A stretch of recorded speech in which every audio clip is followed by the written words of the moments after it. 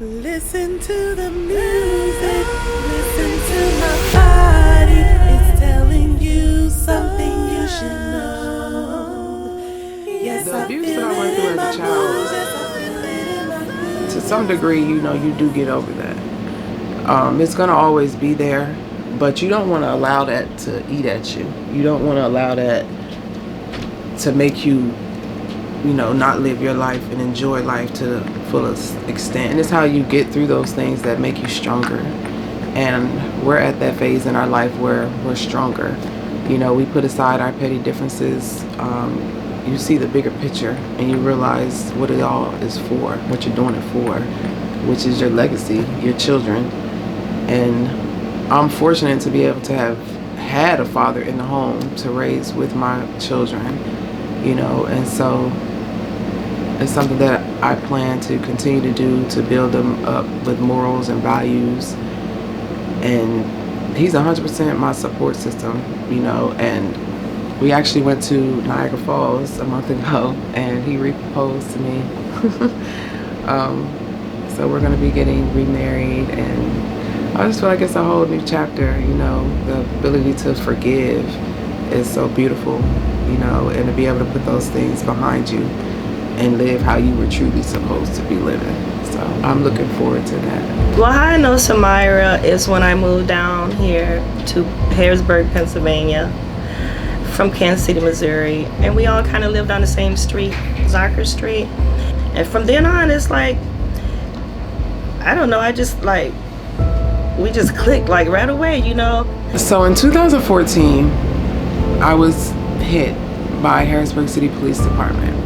They were conducting an illegal high-speed chase in inner city limits. They were trying to chase down an individual. They were doing a buy and bust operation.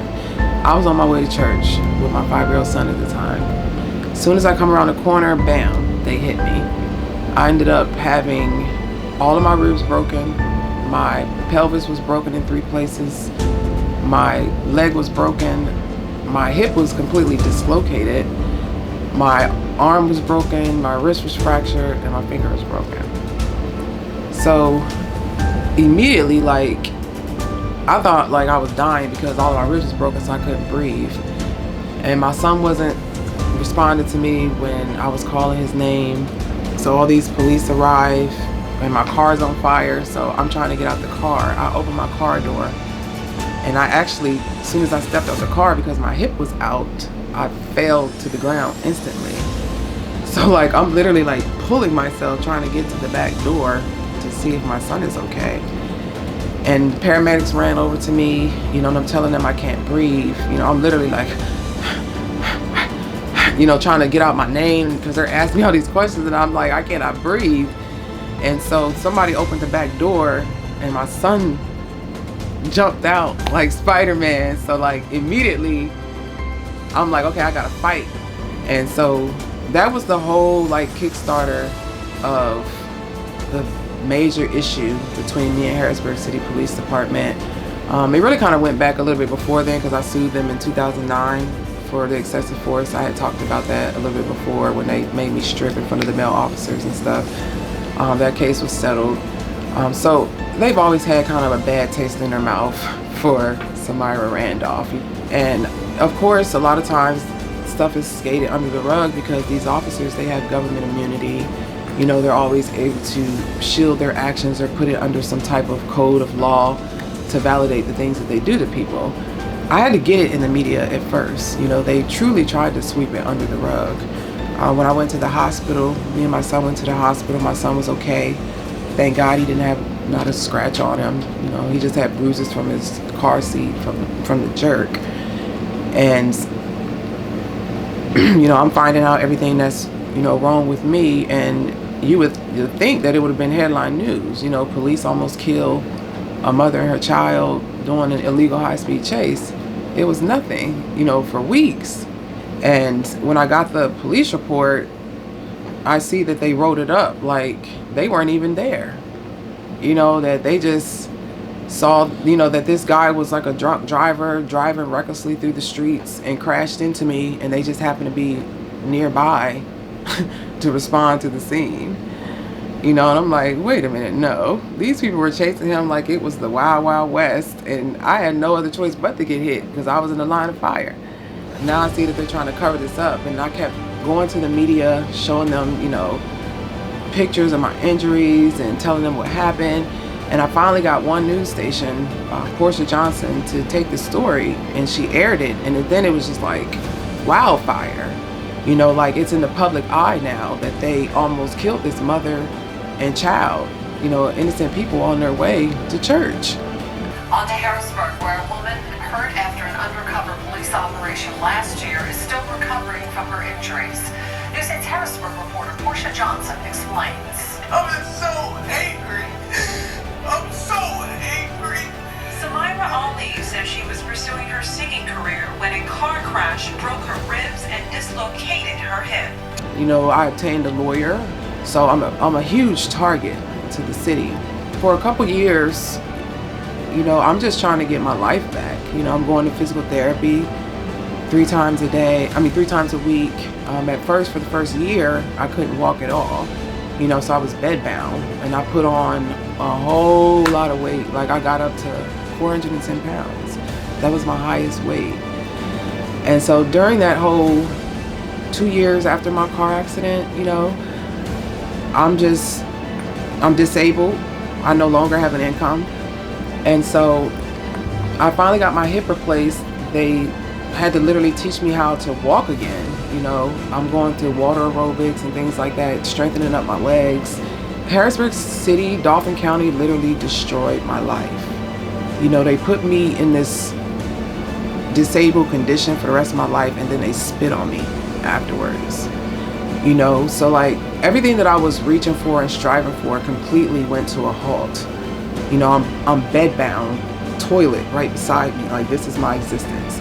And then I'm getting bigger and bigger and bigger. So if you can imagine, I'm depressed. Like, they never know what you're going through mentally on the outside, And so during this 2 years after my accident, the police, they want to smear my name. They want to make sure the world doesn't care that we almost killed Samira and her son. So my 17-year-old daughter, Amira, we get into it. I'm in a wheelchair. There's nothing I can do to discipline her. She's 6 feet tall, 325 pounds.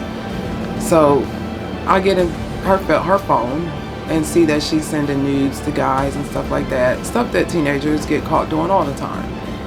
So I take the phone. She gets mad, tries to fight me for the phone, runs away, runs out the door. I can't chase you. I'm in a wheelchair. So the police show up to my house. They're like, your daughter, she showed up to the police station with her father, that side of her family, not my husband, but the one that raised her, this other side that's never been in the picture. And they're saying that you punched her in the face. So I actually try to go back and get my daughter, but they're refusing to give her back to me. So I'm like, that's fine. She's 17. She's old enough to decide where she wants to be. At this point, I can't do anything. My hands are tied. But what my daughter doesn't realize, that this entire month and a half that you've been with your dad, they've been allowing you to drink, smoke, live your best life, not go to school. The police department have been brewing over here in the corner. They're like stirring this little pot. Like, how can we use this information to screw Samira over? Oh my goodness. Now, when I met her, she was a young mother. She already had her children. But with her children, they were not aligned. They were just like normal children. She was a mom who cooked meals, fed her family, kept a clean house.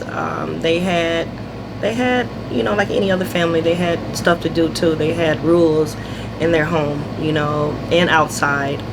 And to me, she was like any other good mother who cared about their children. So I'm getting, word from my children. They're like, Mom, these people showed up to the school today. They were asking us questions. Did we get abused and things like that? And I'm like, what? Okay. I don't even know that this secret investigation is going on behind my back. or how they're even allowed to just go to the school and pull your children to the side. Like they were making my children undress and everything, taking pictures.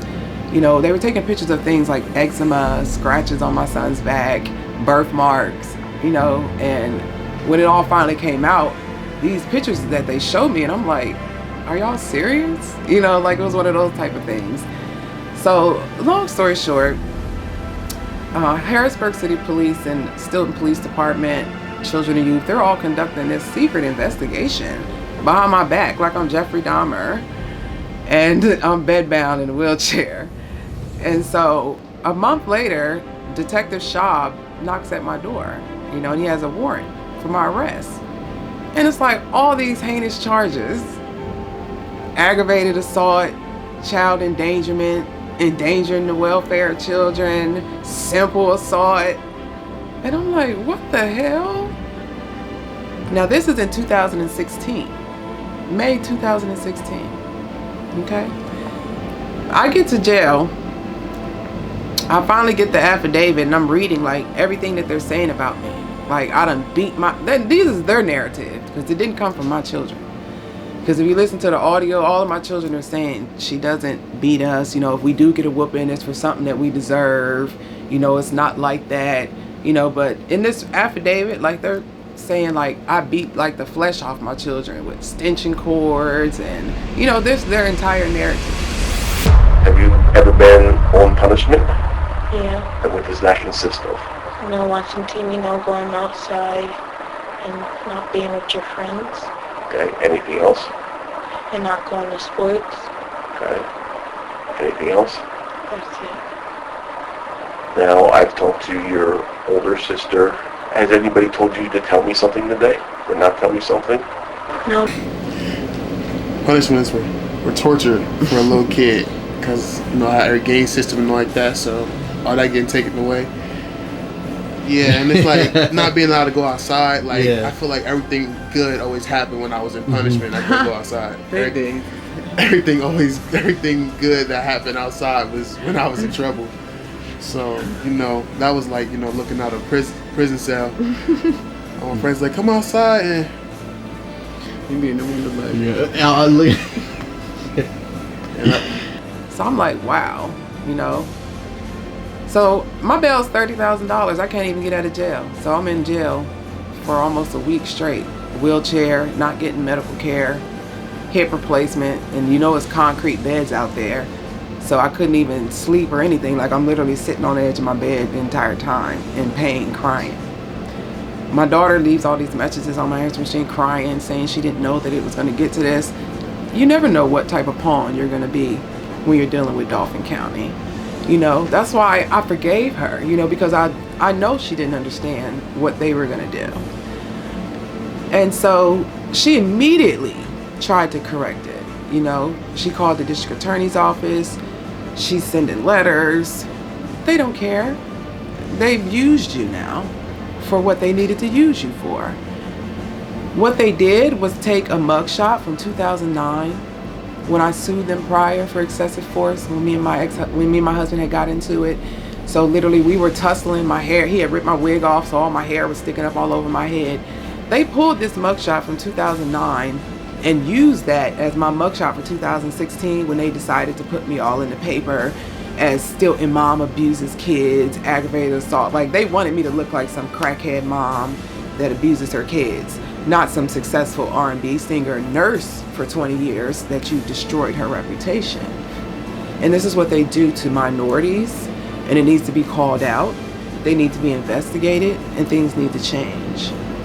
It's kind of hard working, because it's like people that so it's not like you don't want them to have that impression of your mom, especially like when it's not true, and it's just like people that don't even know her, or, are speaking to her situations and all like that, and it's like you want to retaliate, be so vocal about, oh no, this is who she really is. Like you wish you could just go outside and put a billboard up of her whole life story is, but it can't really do much. So I get bailed out of jail. I immediately start filing complaints, because I'm like, how the hell have I done all of this and I can't even walk? Ed Marsico was the district attorney at the time. So like I'm going to him, sending him multiple emails, going down to his office, you know, my husband's wheeling me down there, you know, and it's like a big joke to them, you know, and I'm telling them like, y'all took pictures of my son and these are eczema scratches. Like you can tell he's scratching his back. That's his birthmark right there. You know, like I'm saying stuff like that. And he's like, oh, we didn't know that. Okay, well now that you know, what are you gonna do? They still don't do anything. They drugged me through the entire court process for 2 years. Took my children from me for 16 months. How would they feel if somebody went inside their house and took their children for 16 months and said, let's just take them because we want to? You don't know where they're at. You know, and the things that I've went through, I don't just trust anybody around my children, you know, and thank God, you know, my husband was available, you know, so he was able to take the children, but I'm in a wheelchair, I'm bedbound and had to move out of my own house, my own comfortability, and go stay with a friend of mine because they said I couldn't be around my own children. She's got me to where I am, like everything I do, like not being allowed around me, you know, went during the highlight of my high school career, you know. It sucks because, you know, everybody else is go and congratulate with their family and all like that, you know. My family, you know, gotta hide it or, you know, text about it when she wish she could be there because, you know, my mom never missed a game, especially as a kid, so it's like, just look up and they're not there because my dad's at work, she can't be around us. It's like, I'm still filing multiple complaints. They're ignoring me. My daughter's reaching out to them. They're ignoring her. You know, so now it's time to go to court. My daughter hasn't showed up for not one court hearing because they just kept continuing it, dragging it out, trying to get me to plead to this. I'm not pleading to a damn thing. Like, y'all have destroyed my record enough with the fake retail theft. You know, like, you're not going to just keep throwing stuff on my record, staining my record. That's another form of systemic racism. Because if I can't get the job, guess what? Your daughter does. So I'm not taking a plea. We get ready to go to court. My daughter doesn't show up, of course. So the district attorney, Katie Adams, she calls my mother. And she's like, has your daughter been calling, trying to convince Amira to drop charges? My mother's like, no, but they do talk on the phone. You know, my mom's 62 years old. She's not thinking that these people are malicious. You know, she's like, she calls her mother all the time. She wants to go home. Because keep in mind, she's no longer with that family that she thought was so special. Once they couldn't benefit off of her, they put her out, and she ended up having to go to North Carolina with my mother because she had nowhere to go. So my daughter's in North Carolina calling me every day, you know, and so my mom is, you know, telling them honestly, like, yeah, she talks to her about, you know, basketball, her new boyfriend, blah, blah, blah, you know, like, that's my baby, you know. District Attorney Katie Adams goes and files obstruction charges, you know, to try to keep the case going. Even tried to get me put back in jail, knowing I'm in a wheelchair. So she goes to Judge Crisillo and she says, I believe that Miss Randolph is the one that's been talking with her daughter. That's the reason why she's been sending letters to the district attorney's office. This is your opinion, honey. You know, because we got the victim, so-called victim over here saying that this didn't happen. And if you look at the picture, she looks like a beauty queen. I'm trying to figure out where was she aggravated assault to that simple assault. Like, it's not a scratch on her face for them to validate the trumped up charges that they gave me. But it's a smear campaign. So Judge Crisillo allows her to add obstruction charges, and she asked them to revoke my bail and put me back in Dauphin County Prison. But because of my physical condition, and I go to physical therapy 3 times a week, and I was in a wheelchair and all of that at the time, she wouldn't put me in jail. But she did allow her to add the obstruction charge. So now I got a whole nother charge that I'm fighting. And we all know how public defenders are. They don't care. You're the 1,000th case on their desk. You know, the first thing they ask you is what type of plea do you want to take? You know, and it's just sickening. You know, it's like if you don't have the money to fight your case, then you're screwed. You're going to be a victim of systemic racism every single day. And this is why you're not approved for loans. This is why you're not approved to live in certain areas. Certain areas determine your credit and your criminal record if you can even live there. So they always have a way of keeping us out of their communities, keeping us out of the good schools, you know, colleges. I couldn't even apply for American Idol because of shit that was on my record. Like, that's dream crushing, you know, because I know that I'm good enough. Okay, you add this charge. Katie Adams, I go to her supervisor, Ed Marsico. Does absolutely nothing. Can show you the countless emails where he'll just respond like, I apologize. You know, we're working diligently to make sure our office tactics are better and this never happens again. What the hell is that supposed to mean when you just destroyed my life for the past 2 years?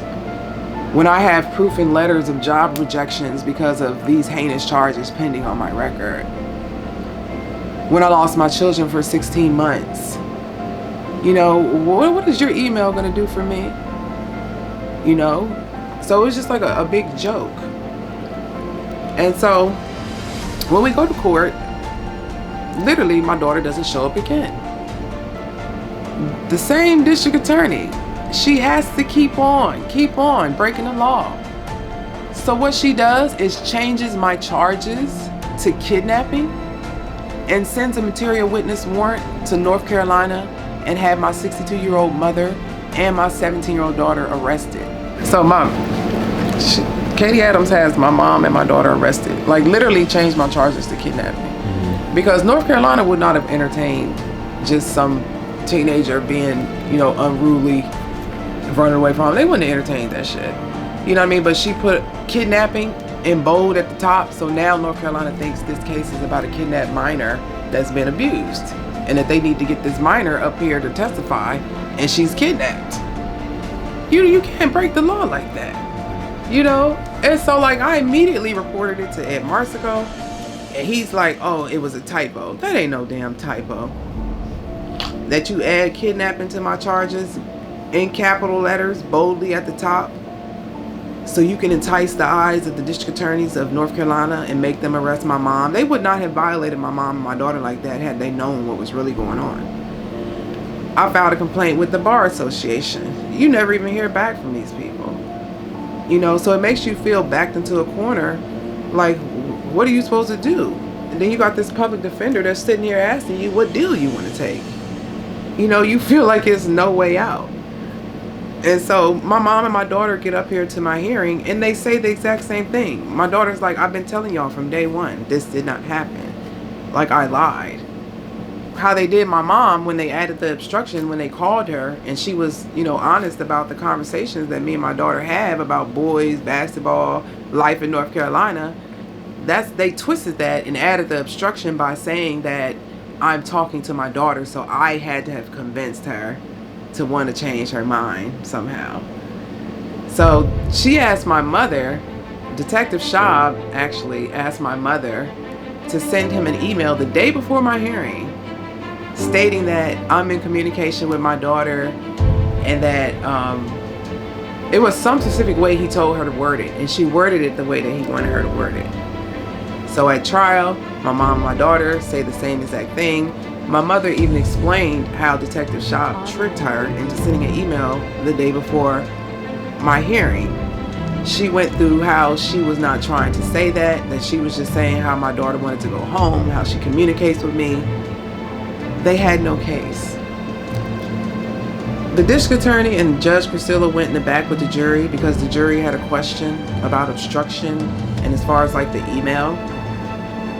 I don't know what was said, but I did get a message from one of the jurors that said it was a little bit of enticing and corruption going on back there, that they were moving the jury to find me guilty of obstruction because I ended up being found not guilty of their initial clause of this so-called abuse investigation. I was found not guilty of no type of aggravated assault, simple assault, child endangerment. All that, poof, went out the window. I'm found guilty of only obstruction, which is still under PCRA appeal to this day because I refuse to allow them to get away with it. And then they keep switching me to different attorneys. Now, because I filed a complaint against the public defender, they've given me an attorney outside of the public defender's office, but she's refusing to put key points in there. It's like they never want the county to be held responsible for their actions. They will never take accountability for the things that they do. So I had that going on in 2016, the case with my daughter. I had that going on. I'm recovering from this major car accident, and then bam, November 2016, my niece, Zoe Nash, she's one of the 6 victims in the school bus crash in Chattanooga, Tennessee.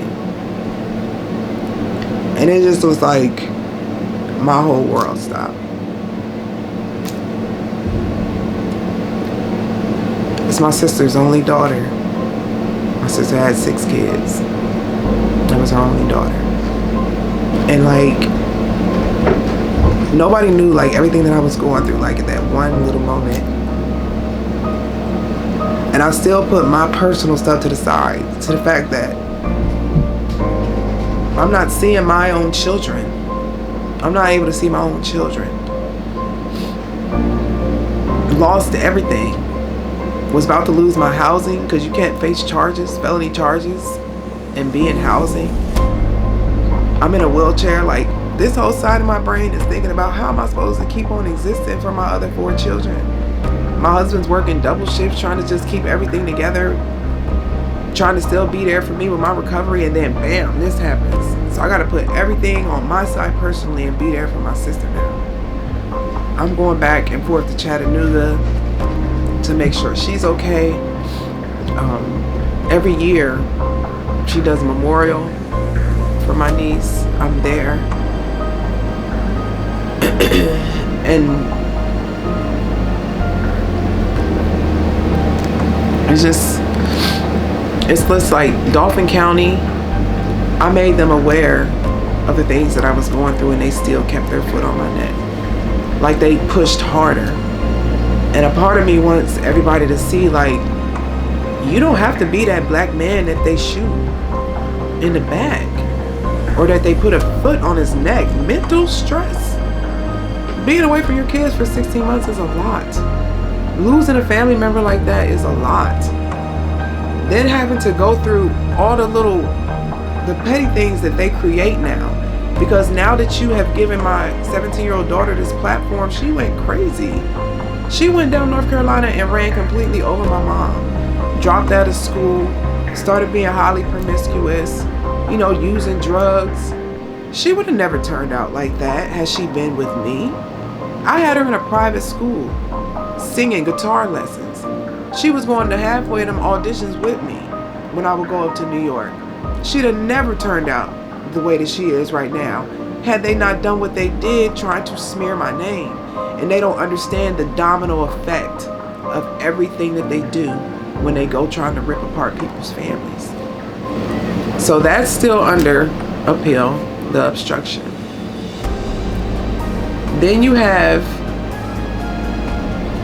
this accident lawsuit. They finally settled. That was a joke.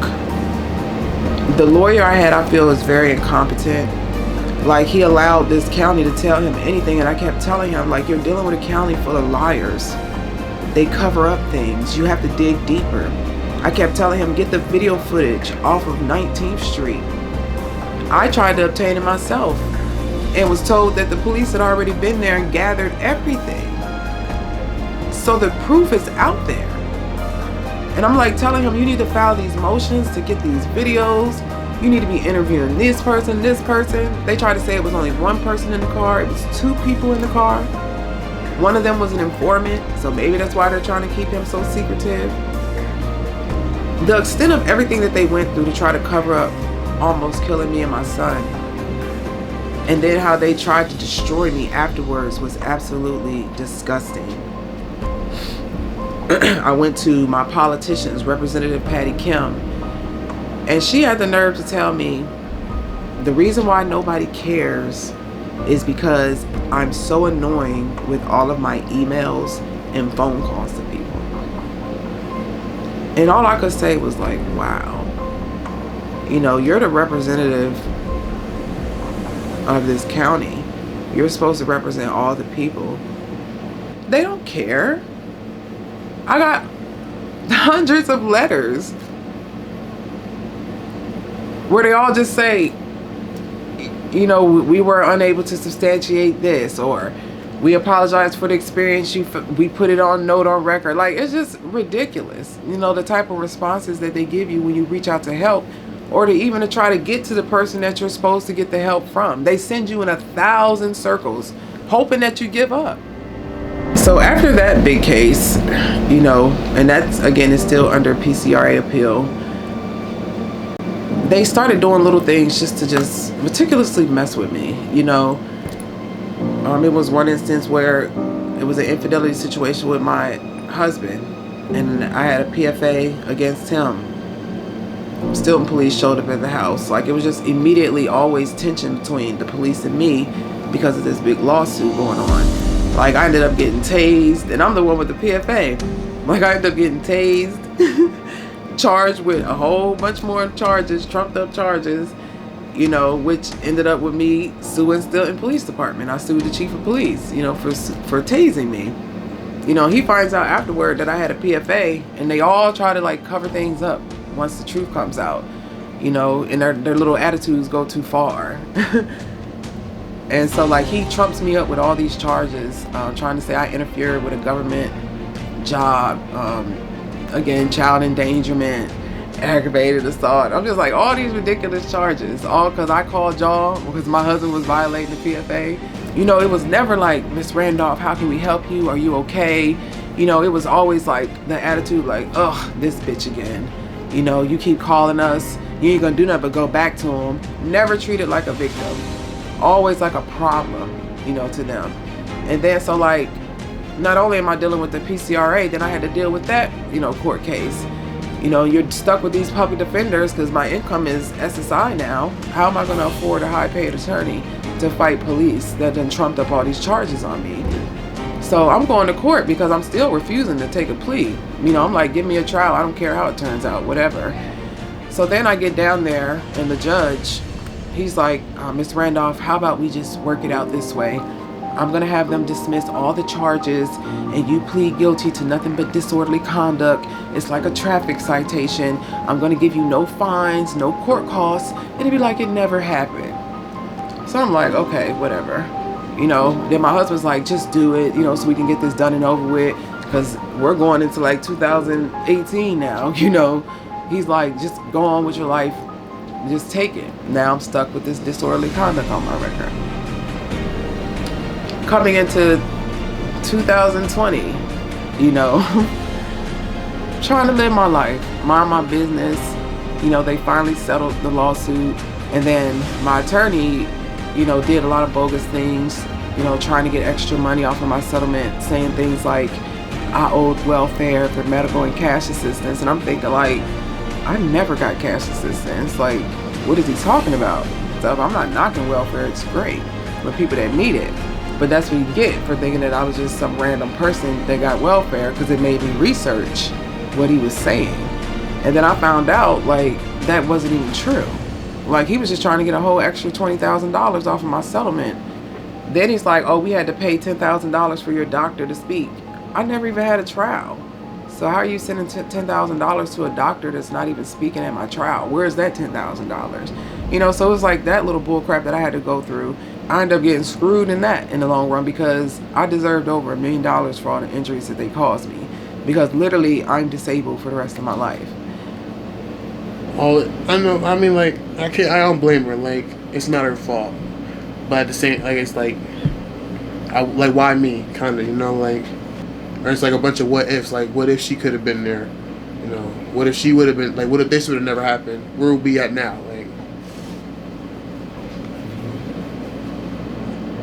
And a lot of people don't know, during the course of all of that legal stuff, I got really, really sick. I went from 410 pounds to getting deathly sick to 129 pounds. And that was from stress, from going through all that legal stuff.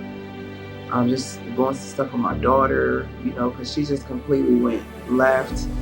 And then even with my younger daughter, my 17-year-old daughter, she went through a whole little bout where she ran away from home. Well, not really ran away, she just didn't come home from school. Kind of similar situation. We were packing, getting ready to move to Georgia, and I found her phone. She had a little hidden phone. So I found her phone, and she was doing the most, And I took the whole day and was going through her phone. And I had made a post on her Facebook page, and I was like, found your phone, see you when you get home, baby, and put kissy faces. So she already knew she was in big trouble. So long story short, she didn't come home because she already knew what it was headed for. She went to a neighbor's house that happened to live next door to Judge Janine Turgeon. So the neighbor didn't know what to do with my daughter. You know, she just shows up after school talking about she can't go home, and if she's made to go home, she's gonna kill herself. So she walks my daughter over to Janine Turgeon's house. She's at home in a robe. You're not on the bench. So she's like, she didn't know what to do. Janine Turgeon takes it upon herself to call Judge Cherry, who was the acting night court judge. She told Judge Cherry that I posted nude pictures of my daughter on Facebook and traumatized her. So Judge Cherry signed this order unknowingly of the truth and had my daughter emergency put into foster care. So I get a phone call about midnight from Children and Youth saying that my daughter's in Lebanon, a whole hour away, in some foster home with strangers. I let them know like what really happened. She had already been reported as a runaway as soon as she didn't come home from school. And now they're like looking crazy because they're like, wow, you know, we didn't even take the opportunity to call her mother. But this is what these crazy people do. They think they can do whatever they want to do with our kids. And it's ridiculous. You know, so now they're trying to make excuses. Well, she said she was going to harm herself. Did you call crisis? Because those are the people that you need to call when people threaten to kill themselves. I said she should not be in no cushy foster home way in Lebanon. She should be down at the emergency room in a padded room getting observation if you feel as though she wanted to kill herself. So I get my hearing within 48 hours because she got taken on a Friday. I didn't get a hearing until like Monday or Tuesday. No sooner than they opened up their mouth and said, well, Miss Randolph posted nude pictures of her daughter on Facebook. My own daughter, she immediately like stood up from the table and was like, I ain't tell y'all that. Like she was pissed. And I'm looking like, wow. And this is all on record. All on record. So they literally was like, well, we're gonna wait and we want both of y'all to get evaluations and figure out what's going on between the mother-daughter relationship before we return her back to you. Bullshit. Then tried to hand me a notice to pay child support. So I immediately went to the commissioner's office because they're over children and youth, filed complaints. What, you know, Judge Cherry does? Gags me.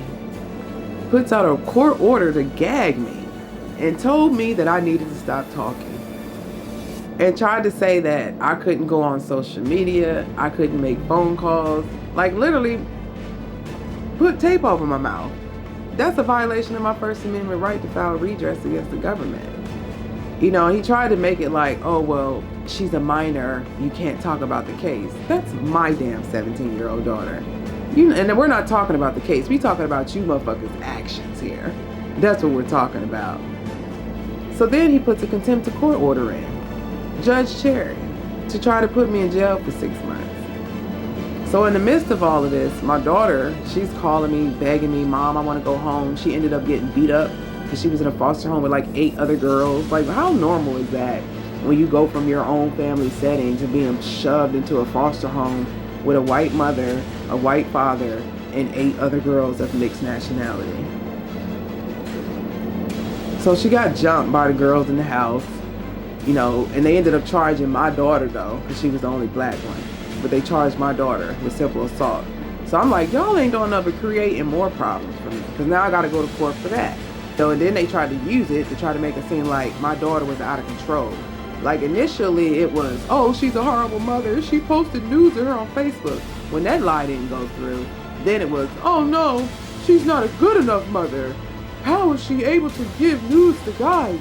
How is she able to, you know, get a simple assault charge? You know, like just trying to twist everything to their benefit.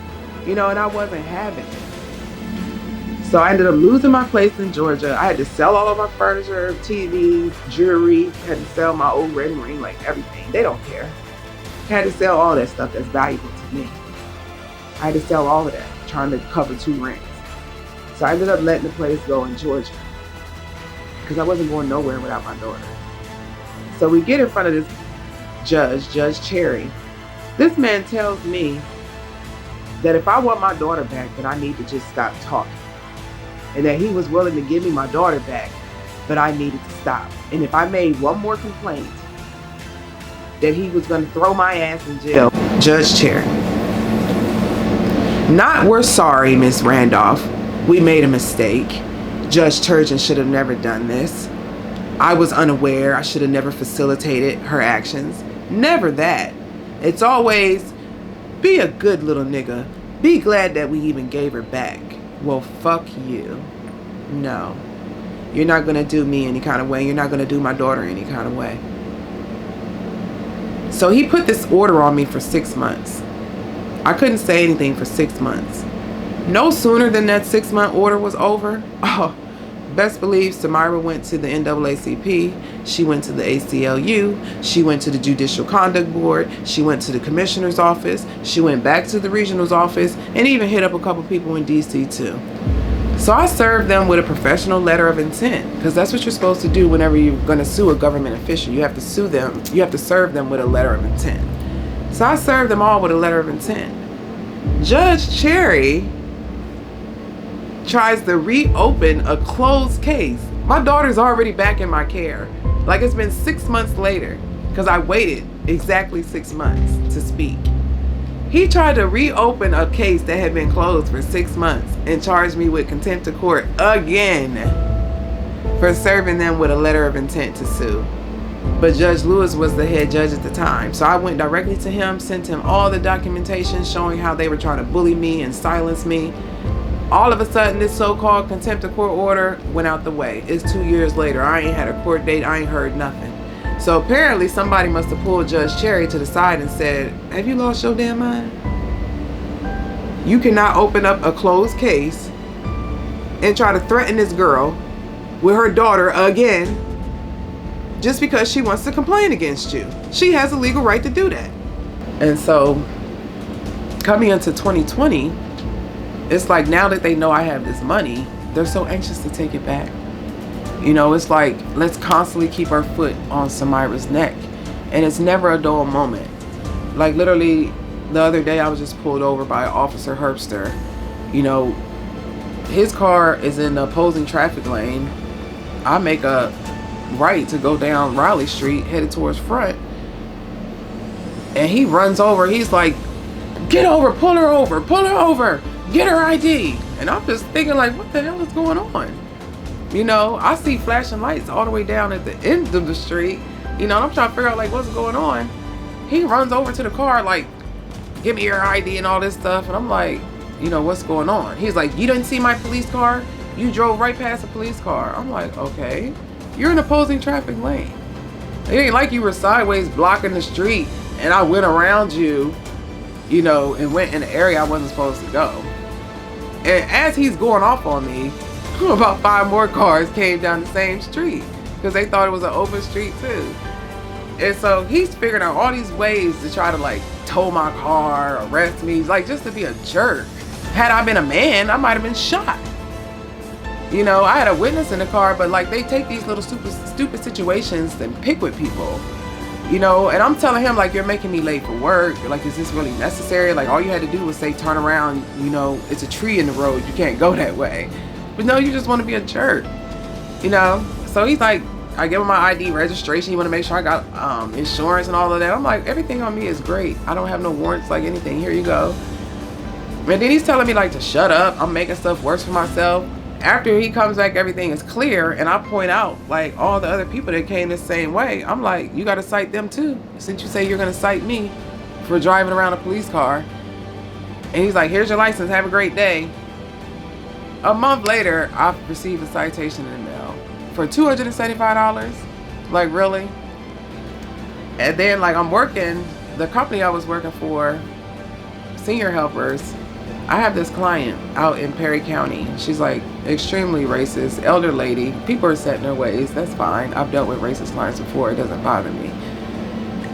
This particular client, you know, she can be very, very degrading. And I had her for 19 hours per day over the entire weekend.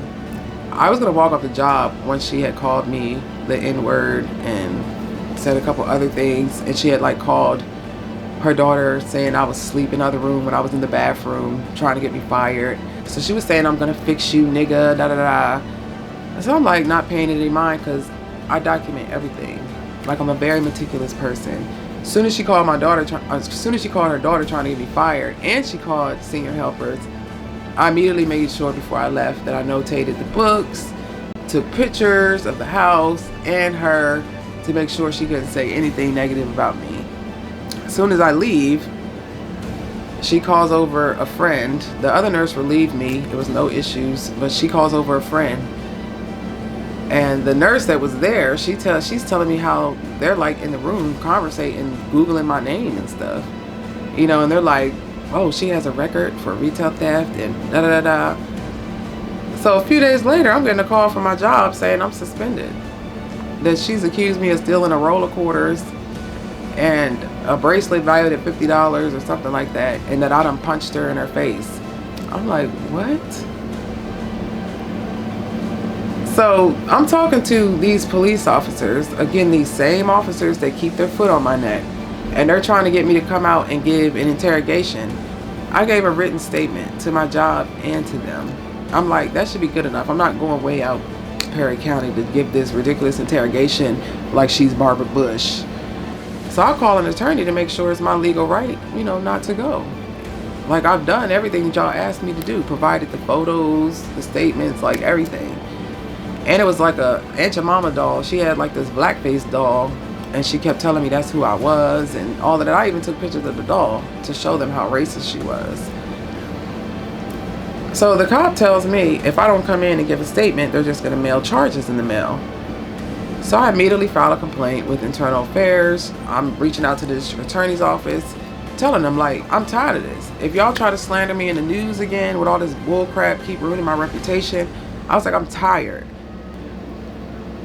So about a month goes by, I don't hear anything.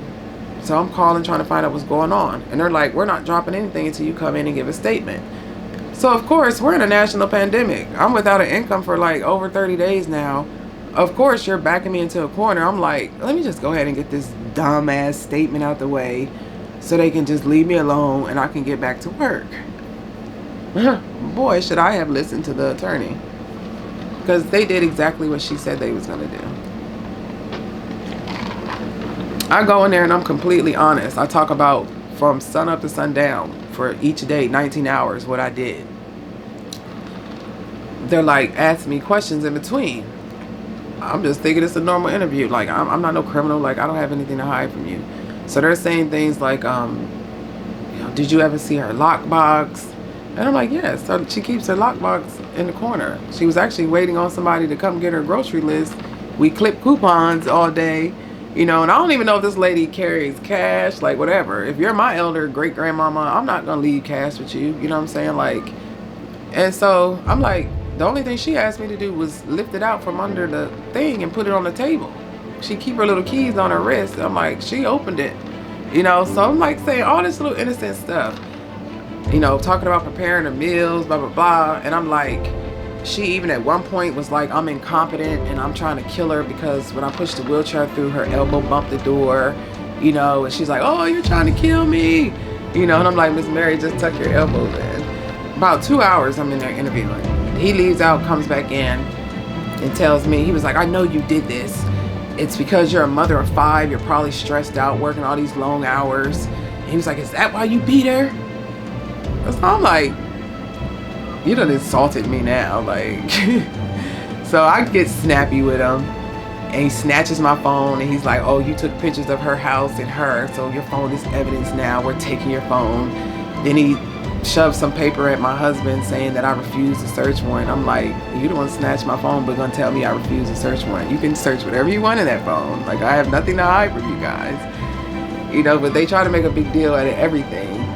And so, like, to this day, I'm still fighting that case. And when we went to the preliminary, it was just like a big joke. You know, literally she said 3 times that it wasn't even me. We all look alike. She's had over 100 nurses this year. You know, but I stole your roll of quarters, you know, and even talking to other state police, you know, one Trooper Reedy, said that he has responded to her house multiple times, and she's accused other nurses of stealing that same roll of quarters, her camera, her medications, you know, like they know she's not right. But yet and still there's one cop, all because I got smart with you at this interview or refused to come in when y'all wanted me to. You felt it was okay to slander me in the news again and mail me a bunch of charges. Striking an elderly person, terroristic threats, theft, like all this bull crap, and it's just like, who has time for this? I'm 39 years old. Like, I should be somewhere working and being with my kids, showing up for games, focus on my retirement. And this has been systemic throughout my entire life, from them trying to take my children when they were babies and make me go through all that bullshit parenting classes and all that swapping them back and forth between my mom and the dad's family. And I'm like, these people is drug dealers and on drugs, and you feel like that's better than me? Like, I've been bullied so much, and they don't understand, like, they made me who I am. I wanted to be a singer. I wanted to be a songwriter, an author, travel, a mother, a wife. I didn't want to have to spend my life fighting for causes or fighting for my record to be clean, fighting for my liberty, fighting for my justice, my reputation. Like, I've been a nurse for over 20 years, and just like that, Trooper Justin Kurtz ruined my reputation by slandering me in the media, saying I abused elderly people. It hurts when you're not a certain type of person and you get treated that way, and then people put that out there on you like you're like that, and you can spend all your life fighting to like clear your who you are up. But she's a fighter. She is a fighter. Oh my goodness.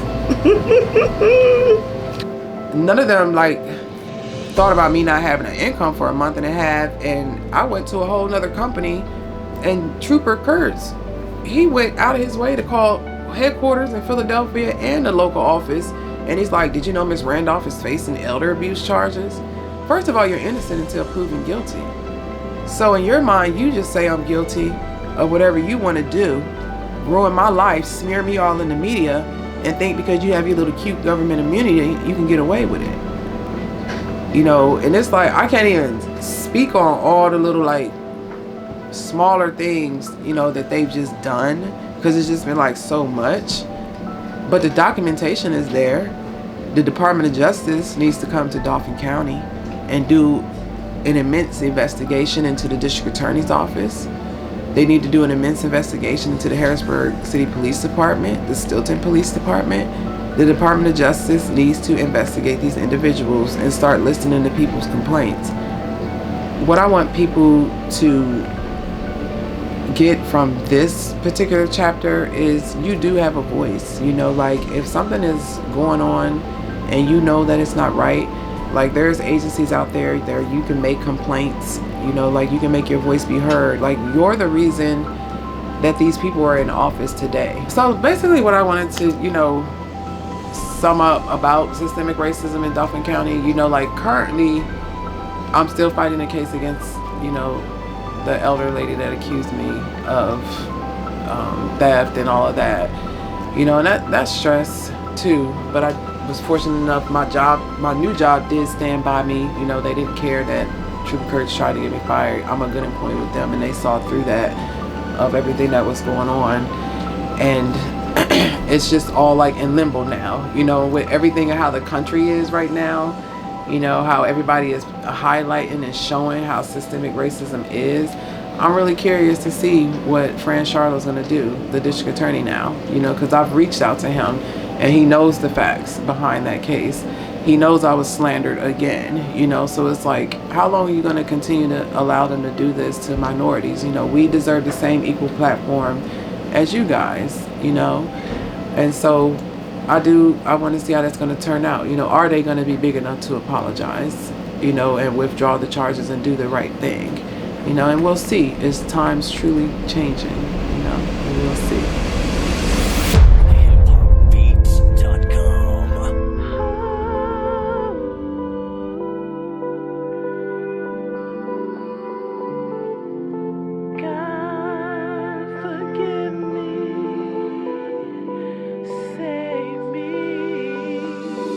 I know it hurts, Cause I've been treated like dirt since all my life. Men been trying to get up under my skirt, contemplating ending my life. Not knowing that the answers to my questions lie within me. All I had to do was listen. Pay attention to this knowledge that I'm giving you. Spit this game that he prophesied for me to get to you. This is my testimony. On nights when I was cold and lonely, searching for love, consuming lust, my trust. Abused by those closest to me. My worth is destined by the chosen one above me. My life was written long ago, so don't you judge me. My faith is all that kept me from a life of danger, so I try to hold on and maintain. If you get my life, I pay the price to sacrifice my daily strikes that plague my life on quiet nights. My body fights to stay in light. Though I try to make it right, I always seem to lose my sight. I'm focused on a greater flight. Lord, please help me. Heaven isn't close to sinners. It's open to those new beginners that wanna make a change. We're living in these days. Why won't you go get saved so you can sing hallelujah,